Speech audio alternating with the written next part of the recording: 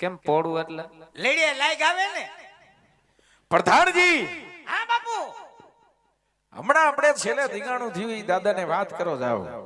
હમણાં હા પહેલેથી કરો કે છેલ્લેથી પહેલેથી વાત કરો જાવ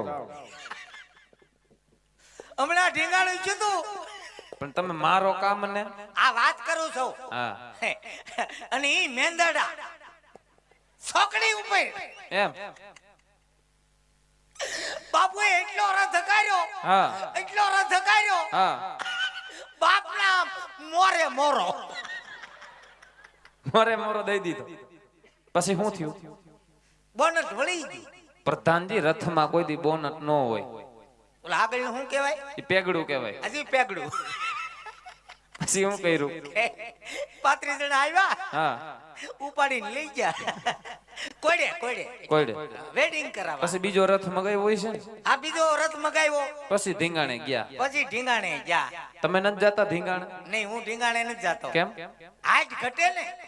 હવે ધીંગાણામાં હાઈટ નું ન જોવાનું હોય આ ભાઈ એવું નથી તો? ઘોડા ઉપર બેહાઈ જાય હા. તો પછી ઉતરાય નહીં અને ઉતરાય પાછું સડાય નહીં તો રાજ ત્યાં ઢીંગાણું જામ્યું હોય હા ત્યાં તો હું જાય પડ્યો હોય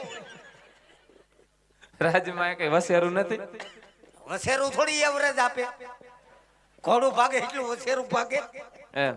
તો રણ મેદાન ની માલિક પર ખુલ્લી તલવાર લઈને જવાનું હોય ધીંગાણામાં તમને ખબર છે